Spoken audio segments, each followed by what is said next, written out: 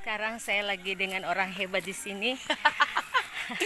Dari Sumatera. Ya, pernikahan sudah sampai pada usia 30 tahun. Ya.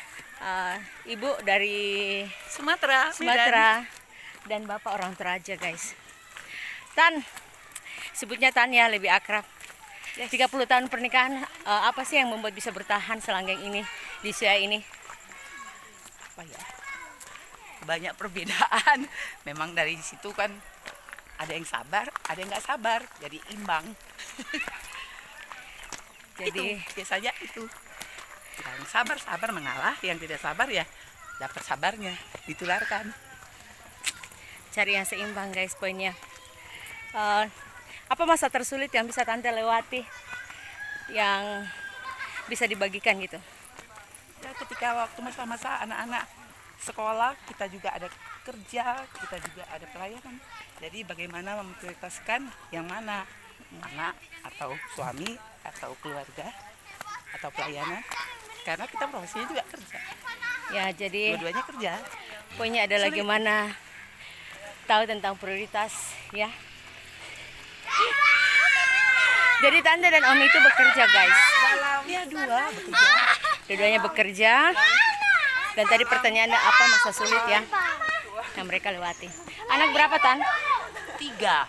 3. Dan masanya itu kan dia ada masa produktifnya itu, dia ada yang berdekatan 2 tahun, ada yang 1 tahun.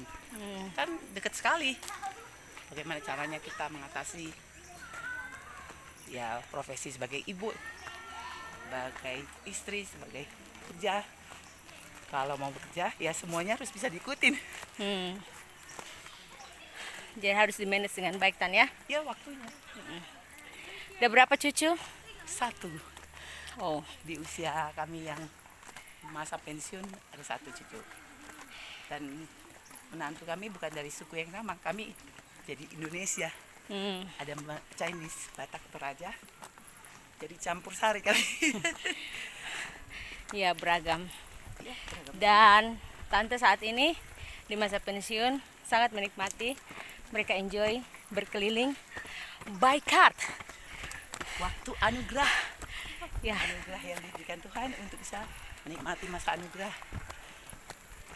Tan, closing statement untuk orang-orang seusia saya dalam pernikahan yang masih muda. Apa kira-kira pesannya? Pertama, carilah pasangan yang seiman. Oke, Jangan yang baru. mempersulit, seiman. Seiman. Kalaupun Terus? tidak bisa satu suku, kadang biasanya kan cari yang satu suku ya. Kadang-kadang kan tantangannya harus pesan orang tua harus suku Sesama orang tua suku. kita. Tapi karena kami berbeda, tapi tetap bisa satu, yang penting selalu mengutamakan kebenaran. Gantian dong yang tanya di belakang. Jadi di belakang saya ini ada Ada kuburan ya. Oke. Om, saya udah bertanya sama Tante ada beberapa pertanyaan tadi. Ini udah closing. Kira-kira Om, apa pesan untuk anak muda yang belum married, yang baru berencana dan yang sudah menikah supaya tetap bertahan seperti Om dan Tante? Bertahan juga kita belum tahu. Belum selesai. Ya, belum selesai tapi di usia yang cukup matang Om, yang sudah Jadi cukup mau panjang. dia pendek mau panjang itu bukan suatu kebanggaan. Ya, Intinya belajar aja. Selalu belajar. belajar. Oke. Pesan untuk bisa- anak muda? Pernikahan itu kan apa? Banyak pergumulannya nggak berani dia. dibanding janji-janjinya. Memang